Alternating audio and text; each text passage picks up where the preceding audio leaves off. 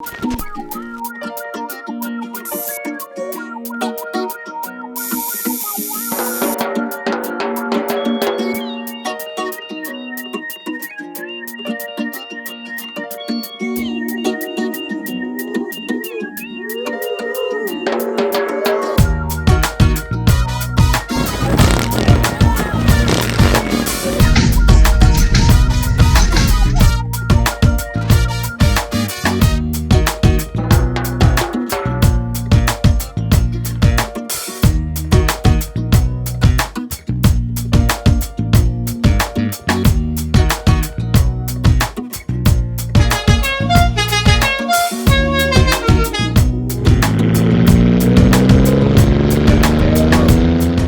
name is Jesse Sanchez from Salt Lake City, Utah. Started lowriding many moons ago. What got me attracted to the lowrider scene was when I was a little kid, about 12 years old. I lived in California in Oakland, and I used to see all the bombs going by, and that's kicked it off right there for me. And that's all that I like to build, is just the bombs. At the present time, I have 3 lowrider bombs. My one behind me is a 49 convertible Chevy that I built ground up. It's just a backyard build. That one has been in 3 different magazines, including lowrider magazines. They gave me 4 pages. This one here is my 38 Master Deluxe. This one's, well, all of my cars have been really rough to start with, and I just handmade them basically from ground up. The convertible, my brother-in-law Johnny Harrigan had painted that one for me. Richard Vida helped me with the mechanic work on that one. This one here, I painted this one myself. My truck, everything was done in the garage. So all of my cars are usually handmade in the backyard. I did all the fabrication, all the custom work on it was done in-house. And how long have you been doing the metal fabrication on your own? I've been doing metal fabrication for probably 40 years or so. Now I'm showing my age. I'm a 50 plus a 9. So, and this is what I love to do. You have to have passion on what you do, and I think if you have passion on what you're doing, then it shows. And then if you can hand that down to your kids or grandkids or friends even, you know, that's a big plus. Keeps people off the street, keeps your kids busy, and shows them something. Shows them something you can be proud of, even if it's a bike, a wagon, car, truck, anything. You know, get them into something. You know, if your kid shows any interest in anything, help them out, push them to it. You could be an artist, it could be a musician, it could be anything. You know, I like doing metal because if I screw up, I can weld another piece to it, and you'll never know it.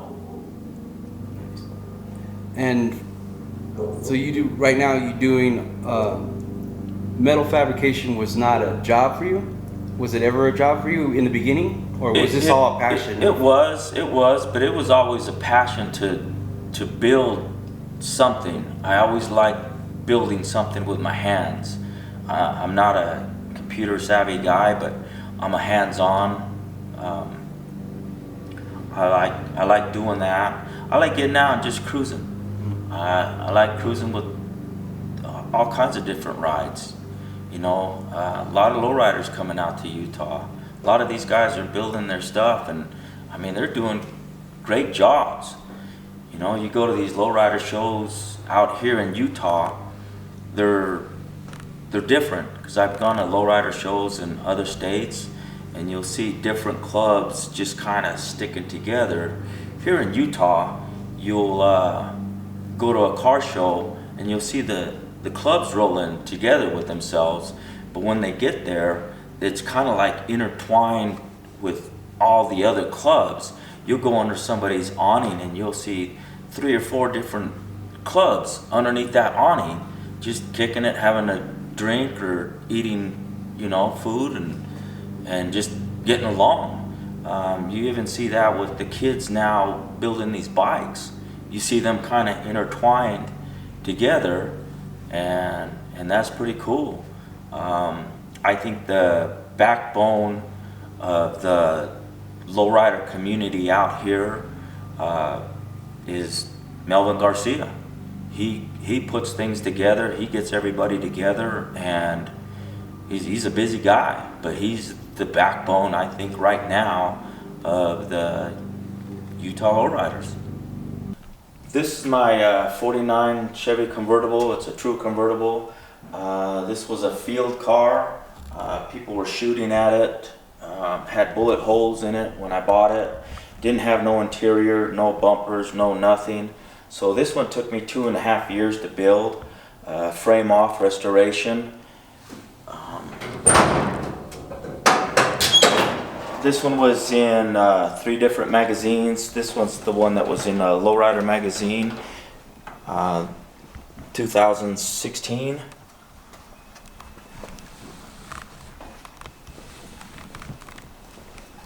And how much damage was it? Did you find the people that shot at it? Like how much, all the way through, or? Yes, it had shotgun shots to it. It didn't have no floors. They were completely rusted out. The trunk floor was completely gone. I replaced quarter panels. I had to make some of the moldings.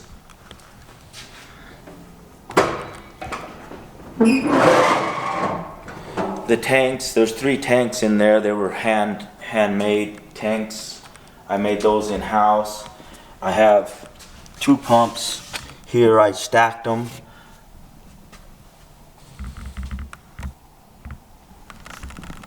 It's just a driver. It's a backyard build. Yeah. If you build them, drive them. Yeah. So so is this? What was your first car? Back in the day, I started out with like a 50 Pontiac. Okay. And then I had a 64 Super Sport. But my passion is with the bombs, because you get a lot of different respect with the bombs when you're out cruising. It's just a different feeling driving a bomb. Okay. So then, tell us about this other vehicle you have here. Bomba. This one's a 38 Chevy. This one was also really rough. I had to replace all the bottoms of the doors, replace the floors, rear body panel, but all I have left on this one is just the interior. All the air tanks and everything are handmade. They're all stacked underneath the car, so you don't see none of my stuff.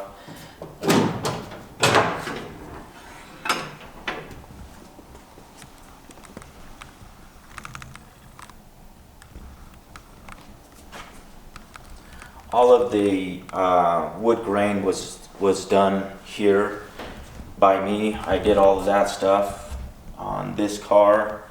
The spare tire carrier on the other side was handmade. This one right here, I handmade all of this stuff here in the fender. This one's laying on the frame. I did put a Mustang 2 on this one because the original one was so rusted out. It was nothing there. So I had to build all that by hand. And so this one you're not driving yet? This one I will drive it, but my interior is not done yet. So I have to do all that. Okay. This one's 49 Chevy Truck. It's a frame off also. Restoration. I put a Mustang 2 front end on it. I boxed in all of the frame. I C-notched the frame on this so that way it'll lay frame. It has a few custom things on it that were handmade. Let me show you them. I put a 350 motor in this. The air is ran by a York AC compressor. I did all the body work, all the fabrication, all the paint, everything was done in-house. My friend Junior Garcia, Joe Amador, and Candy, they helped me with the mechanical work on this to put the motor in. This lays frame. I'll show you what I did to the bed. I built the hitch so that way I can pull a trailer if I want to pull a trailer on there. My bed is all handmade.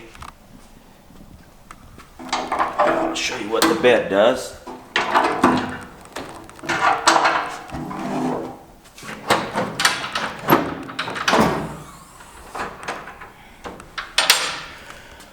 All of the rear suspension and everything was done here, handmade.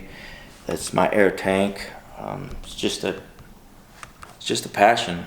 I just like just getting something and just putting it together. And you said all the metal fabrication, including even some of the detailed parts, you fabricated yourself, right? Everything. Yeah. Everything here. So. And then these were an accident, you said? Yes, I made the rails by accident because I broke a piece of the wood. So I took a piece of this piece here that was broken, and then I made the side rails with that. What kind of wood did you use for that? I used a white oak, and I just stained it, and I cut it and routed it and put it in there. But this is my driver. This is what I drive. Go to the store, get tools, whatever. Go to Lowe's, Home Depot. This is my driver. All right. So you said this is an automatic. Yeah, my truck it's an automatic. Just drive. There you go. Dang, that's nice. That's nice. But like I said, this one is my driver. My air gauge is right here in my glove box. But this is the one I drive, you know, pretty much every day. If I got to go somewhere, this is what I take. It's just a lot of fun. On this little, this was once a little Red Ryder wagon. I built this for my grandson when he was being born. I took the taillights of a 39 Chevy. I made them into the headlights. The grill, I took it out of an international truck and chopped it up and made it look like it was for this. I put basically a trunk area for blankets. Everything works. I built a diaper holder out of a root beer keg. So that goes in there. I just cut it in half and I split it, and works great. And tell us about this bike you got up here. This bike, we built this quite a while back, trying to teach my son how to TIG weld. So we went down to Lowe's and bought some pipe, and it project kind of went overboard, but everything was handmade. Even the nuts and the bolts pretty much on this bike. And we see that was the era of the OCC choppers. That was that era, but everything was just handmade. You got a lot of custom stuff around your shop. Yeah, I do a lot of custom stuff. The dragon up there was a guy's tattoo. I had him put his arm on a copy machine, and I told him I'm gonna make it out of metal, and that was it. Your TV. Now my TV stand is out of an old Studebaker hood. I cut it and reinforced it, and I put my TV in there. Nice. I don't know, you want to see my bathroom? Oh, you got a customized bathroom? Yeah. This is your coat hanger, huh? Yeah, my coat hanger. This is just my bathroom. Trophy room? I took my toolbox, I cut a hole in it, and this is out of a car rim, and this is just out of an old drip pan. This is out of a 1950s gas pump, my hot water, my cold water. I found a fence post and I put pistons on there for my lights. And this is where you keep your plaques. Yeah, some here.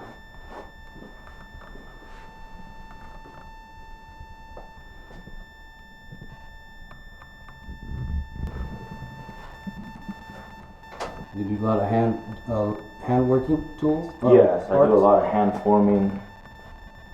Right now I'm trying to, the indentation that goes here on the fenders. I think I got a good start, a good way of how I'm gonna build them. Mhm. I can show you that if you want. Yeah. Do you have, you already kind of, you did the other fender wheel. Yes, but this is totally different. Totally different. Yeah. This is just how I start forming the metal. Mm-hmm. Is I'll make a template sometimes out of wood. I'll put the metal in there, I'll pound it in, and then I'll use the English wheel, and I'll just keep rolling it until I get it where I like it, and then I'll come over to my bead roller, and then I'll run a bead around it, and it'll kind of look like this right here. See how that looks like that.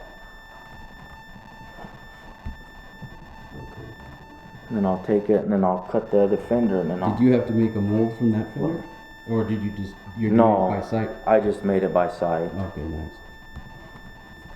To see more, go to customvida.com.